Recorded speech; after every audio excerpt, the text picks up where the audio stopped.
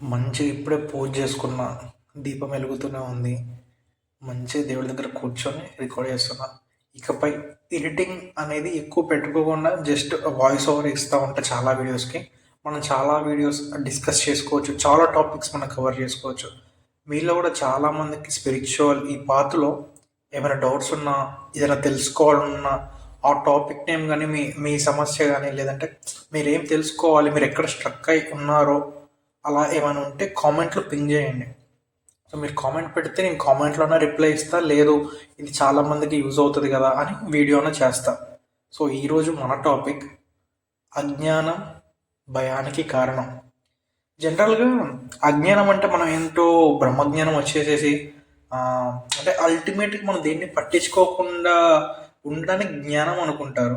అజ్ఞానం అంటే ఏంటి? అంటే మొత్తం మతిస్థిమితం పోయేసి ఎవడో పిచ్చోలా తిరుగుతూ ఉంటే వాడిని మనం అజ్ఞాని అనుకుంటాం.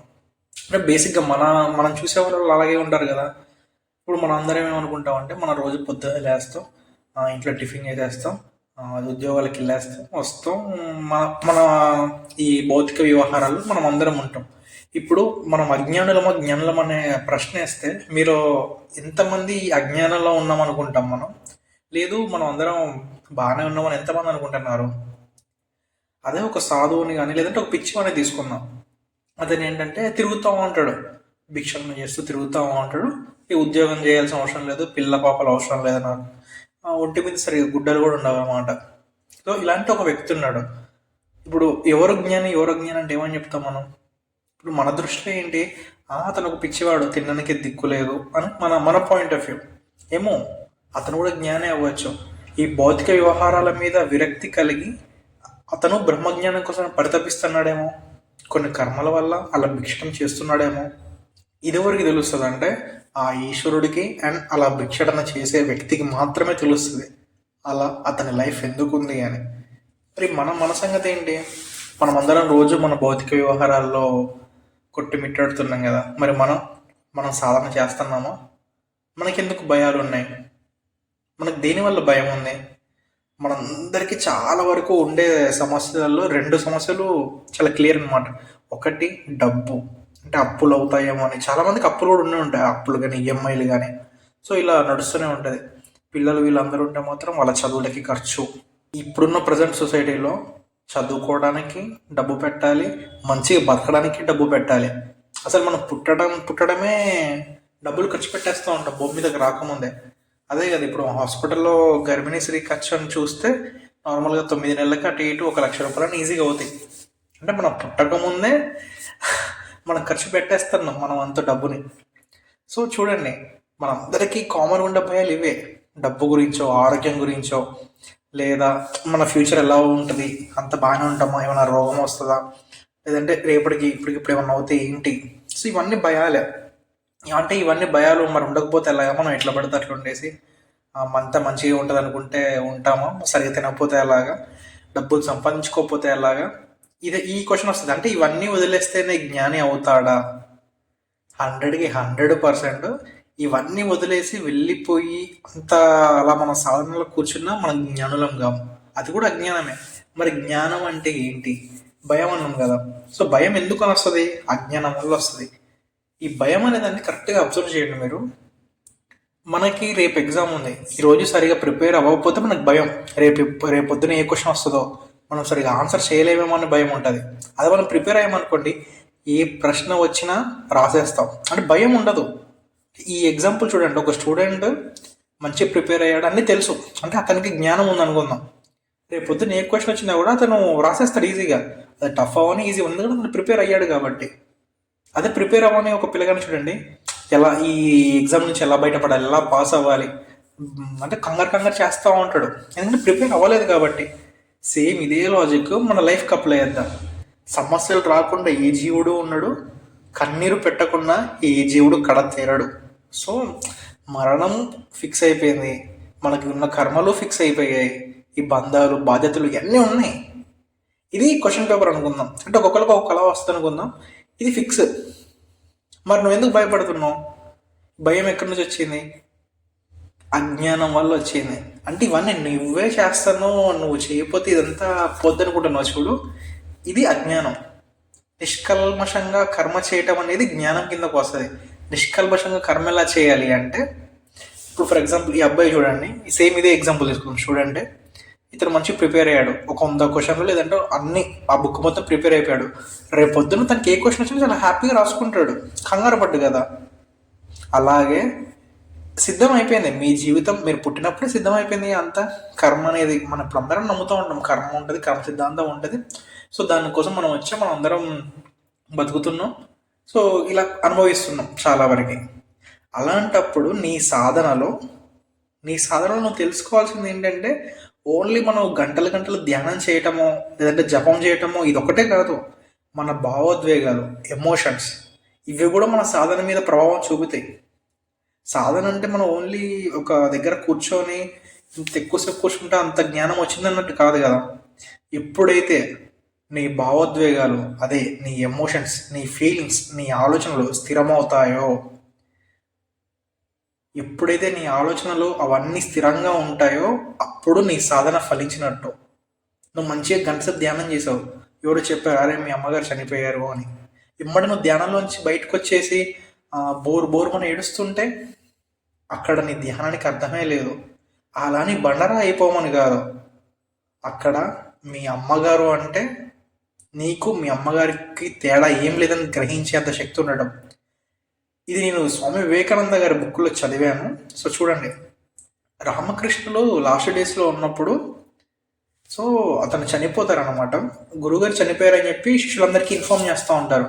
స్వామి వివేకానంద కూడా వస్తాడు, బాధపడుతూ ఉంటాడు.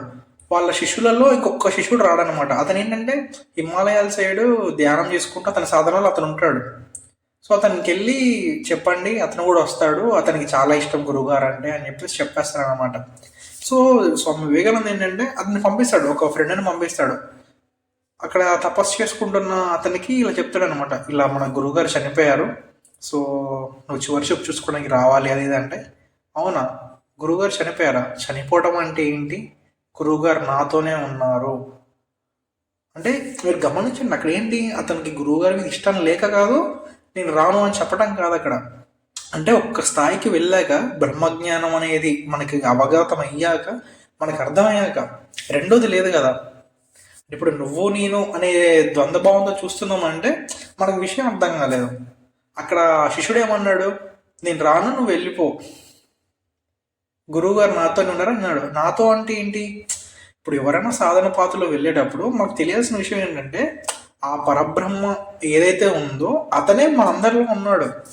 నీలో ఉన్న ఆత్మ, అతనిలో ఉన్న ఆత్మ, ప్రతి ఒక్క జీవిలో, ఈ జీవరాశులలో అన్నిట్లో ఉన్న ఆ శక్తి ఏదైతే ఉందో అదే అది అల్టిమేట్. నీలో ఒకల నాలో ఒకల కనిపించడం అనేది ఈ భౌతిక ప్రపంచానికి సంబంధించింది. కానీ మరణం అనేది వేరు చేశాక ఆ ఆత్మకు ఉన్న శక్తి, ఆ పరబ్రహ్మానికి ఉన్న శక్తి ఒకటే కదా. సో ఆ విషయాన్ని అతను గ్రహించాడు ఆ సాధనలో. సో అతను పెద్దగా దాన్ని ఎలా అంటే, నేను వస్తాను అని ఎమోషనల్గా చెప్పటం కానీ, లేదా నేను రాను అవసరం లేదు నాకు ఇష్టం, ఇలా కాదు. అది అంటే గురువుగారు నాతోనే ఉన్నారు, నాలోనే ఉన్నారు. ఈ విశ్వమంతా విశ్వనాథుడే అయినప్పుడు ఇక్కడ ప్రతి ఒక్క జీవిలోనూ ఉన్నది ఆ తత్వమే కదా. సో అక్కడ ఆ కాన్సెప్ట్ ప్రకారం చూస్తే అతను బెదర్లేదనమాట. అంటే ఇట్లా మనకి ఒక ఎమోషనల్ ఇంబ్యాలెన్స్ అంటే చూడండి, అది లేదు అతనికి, ఆ శిష్యుడికి. సో వివేకానందకి ఈ విషయం చెప్పాక అతనికి అర్థమైంది, నిజం అవును కదా, గురువుగారు ఎక్కడికి వెళ్ళారు, ఎక్కడికి వెళ్ళలేదు, తన శరీరాన్ని త్వజించారు అంతే, గురువుగారు మనందరితోనే ఉన్నారని వివేకానంద కూడా ఆ విషయం అర్థం అవుద్ది.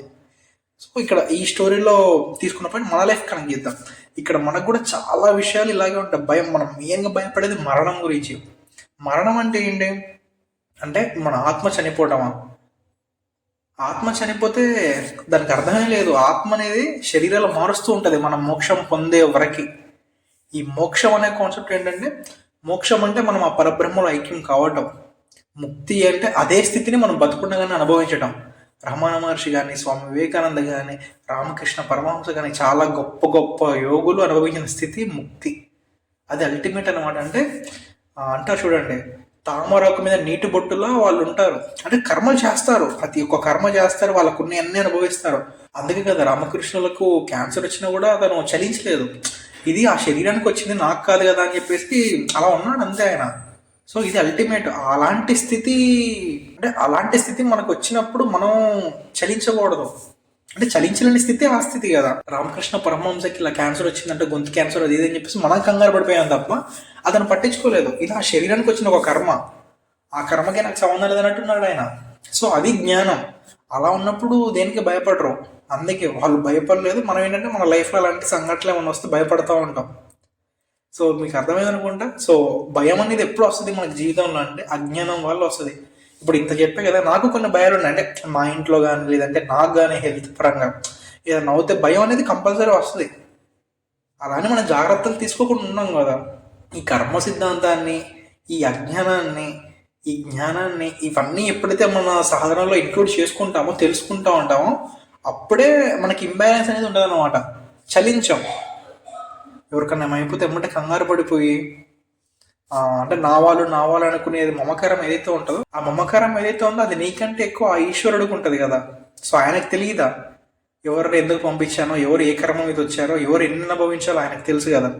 నువ్వు నీ సాధన చేసుకుంటూ వెళ్ళాలి, ఇవి కూడా తెలుసుకుంటూ ఉండాలి. సో మమకారం, అహంకారం ఎప్పుడైతే నశిస్తాయో అప్పుడు జ్ఞానం దొరుకుద్ది. ఫర్ ఎగ్జాంపుల్ ఇప్పుడు మనం ఏం చెప్పుకున్నాం ఈరోజు, అహంకారం గురించి, భయం గురించి. నా వాళ్ళు అనే ఒక మమకారం ఏదైతే ఉందో అది అటాచ్మెంట్ కిందకు వస్తుంది. ఆ అటాచ్మెంట్ వల్ల మనకు భయం ఉంటుంది. అటాచ్మెంట్ అంటే ఓన్లీ మనుషులకనే కాదు కదా. ఇది నా వస్తువు, ఈ వస్తువు కనిపించకుండా పోతే నేను గోలగోల చేస్తా. సో ఇది కూడా ఒక మాయ. సో ఈ వస్తువు పోకుండా కాపాడుకోవటంలో ఉంది కూడా భయమే. బంగారు ఆభరణాలు చేపించుకుంటాం, బీరువాలో పెట్టుకుంటాం. మనం ఇప్పుడు ఇంట్లో నుంచి ఎప్పుడన్నా ట్రిప్కి వెళ్ళాం, తిరుపతికి వెళ్ళాం, లేదంటే విజయవాడకి వెళ్ళాం అనుకోండి, భయం వేస్తూ ఉంటాం. అమ్మో దొంగలు పడదు భయం ఇది. ఎందుకంటే ఆ ఆభరణానికి ఉన్న దాంతో బంధం. ఆ ఆభరణానికి కాకపోయినా బంగారం అనుకోండి, అది ఒక 10 లక్షలు అనుకోండి. ఆ బంగారం ఇప్పుడు బంగారం రేట్లు పెరిగాయి కదా, అది ఒక 10 లక్షలు లేదంటే ఒక 5 లక్షలు. ఆ నక్లీస్ పోద్దేమని భయం. సో ఈ భయం ఎందుకు వస్తుంది? అజ్ఞానం వల్ల. సో ఇక్కడ మనం ఏం చేయాలి, మనం ఎలా చూడాలి అంటే ద్వైతం అనేది లేదు, అద్వైతమే. అద్వైతం అంటే ఏంటి? సో అంతా ఒకటే. మరి ఆ దొంగలో కూడా నువ్వు ఆ ఈశ్వరుని చూసి నాకు ఇచ్చినవాడు ఆ ఈశ్వరుడు ఇప్పుడు ఆ దొంగకి ఈ రూపంలో ఇచ్చాడు. ఆ దొంగలో కూడా ఈశ్వరుని చూసిన రోజు అప్పుడు మనకి జ్ఞానం ఉందన్నమాట. సో చాలా మంది అంతే కదా, మీరు గమనించండి. ఆదిశంకరాచార్యులు కానీ, స్వామి వివేకానంద కానీ చాలా కర్మలు అనుభవించారు వాళ్ళు. ఎందుకు? వాళ్ళకి తెలుసు ఏంటంటే ఇక్కడ అంటే మనకు వచ్చేదే మనకు వస్తుంది, మనకి కానీ మన దగ్గరికి రాదు. అంతా ఒకటే అన్న భావన ఉన్నప్పుడు సో మనకి భయపడడానికి ఆప్షన్ ఉండదు. భయం అనేది ఎందుకు? జ్ఞానం ఉన్నాగా. సో జ్ఞానం ఉంది, ఆబ్వియస్గా నీకు భయం అనేది రాదు. సో అలా మనం కూడా కర్మలని నిష్కల్మషంగా తామరాకు మీద నీటి బొట్టులు అనుభవిస్తూ ఉంటాం. ఎప్పుడైతే మనకి ఈ భేదభావం ఉంటుందో, లేదంటే ఈ మమకారాలు, అహంకారాలు ఉంటాయో, సో ఆటోమేటిక్ భయం ఉంటుంది. అంటే ఆ వ్యక్తి నా నుంచి వెళ్ళిపోతాడేమో అని, లేదంటే నా దగ్గర నుంచి డబ్బులు వెళ్ళిపోతే ఎలా బతకాలి, ఇవన్నీ ఉంటాయి. ₹1 సంపాదించకుండా వివేకానంద, రామకృష్ణ పరమహంస, రమణులు ఎలా బతికారంటారు? అంటే వాళ్ళకి భయం లేదంటారా? అమ్మో నా దగ్గర నేను సంపాదించట్లేదు, నేను ఉద్యోగం చేయట్లేదు కదా, నా దగ్గర డబ్బులు లేవు కదా, నా ఆకలి ఎలా, నేను తిండేలా తినాలి, నా కుటుంబాన్ని ఎలా పోషించుకోవాలి, ఇవన్నీ లేవంటారా వాళ్ళకి? భయాలు 100కి 100% ఉండవు. ఎందుకంటే వాళ్ళ దగ్గర జ్ఞానం ఉంది. ఆ ఈశ్వరుడే వాళ్ళకి ఏం కావాలో అవన్నీ సమకూరుస్తాడు. నేను ఒక బుక్లో చదివాను, మహాశివపురాణంలోనూ ఆర్ స్వామి వివేకానంద బుక్లోనూ ఉంటుంది. ఇది కూడా ఏంటంటే మనల్ని పంపీక ముందే అంటే ఏదైతే జీవుడు కర్మలు అనుభవించడానికి వస్తూ ఉంటాడో భూమి మీదకి, ఆ జీవుడికి ఏమేమి సమకూర్చాలో అవన్నీ ఆ భగవంతుడు ఇచ్చి పంపిస్తాడంట. వాడికి ఆకలి అవుతుంది అనుకోండి బాగా, వాడికి ఎలా అయినా ఆ ఆకలి తెచ్చడానికి పరమేశ్వరుడు ఏదో ఒక దారి పెట్టే ఉంటాడు అక్కడ. వాడికి ఆ తినే ఆహారం ఆ టైంకి వచ్చేస్తుంది. సో ఇలా ఆ పరమేశ్వరుడు ప్రతి ఒక్క జీవి బాధ్యత తీసుకొని మనల్ని పంపించక ముందే మన బాగోగులు చూసుకుంటాడంట. సో అదే అంటారు చూడండి, ఎవరికి ఎంత ప్రాప్తి ఉంటే అది వచ్చేస్తుంది. మనం ఆశించాల్సిన అవసరం లేదు, బాధపడాల్సిన అవసరం అంతకంటే లేదు. సో ఈ విషయం తెలిసిన వాళ్ళే అలా ముక్తి అనుభవించుకుంటూ అలా ఉంటారు. ఎన్ని వచ్చినా అలా ఉంటారు అంతే. రమణులు చూడండి ఎంత బాగుంటారు, అసలు సింపుల్గా గోచిగుడ్డ కట్టుకుని ఉంటారు. అది ఎందుకు ఉన్నారు అలాగంటే ఆయనకు తెలుసు నిజమేంటో, ఆయన జ్ఞానం ఉంది. ఆ స్థితిలో ఆయన మంచిగా హ్యాపీగా ఉన్నాడు, చలించకుండా. సో అలాంటి స్థితికి మనం అందరము వెళ్ళాలి, చేరుకోవాలి. అలాంటి స్థితి మనం బతుకున్నప్పుడే అట్లీస్ట్ ఒక్క రోజైనా మనం అనుభవించాలంటే సో మన సాధనలో ఇవి కూడా ఇంపార్టెంటే. సో ఇట్లాంటి విషయాలు తెలుసుకోవడం వల్ల, ఇలాంటి గొప్ప గొప్ప వాళ్ళని తలుచుకోవడం వల్ల, వాళ్ళ జీవితంలో జరిగిన సన్నివేశాలని మనం తెలుసుకోవటం వల్ల మనకి అర్థమవుతూ ఉంటాయి. ఆహా ఇలా ఉంటుందా, ఇలా ఉంటుందా. సో ప్రతిదీ మనం ఎక్స్పీరియన్స్ చేయలేము కదా. సో వాళ్ళ అనుభవాలు ఏవైతే ఉన్నాయో అవి మనం పంచుకోవటం వల్ల, ఇలా షేర్ చేసుకోవటం వల్ల, ఇలా మీరు వినటం వల్ల మీకు అనిపిస్తూ ఉంటుంది, ఆహా ఇలా జరిగిందా, ఆహా ఇలా జరిగిందంటే అమ్మో, అంటే మనకి ఆ స్థితి రావడానికి మనము సాధన చేస్తూ ఉంటాం.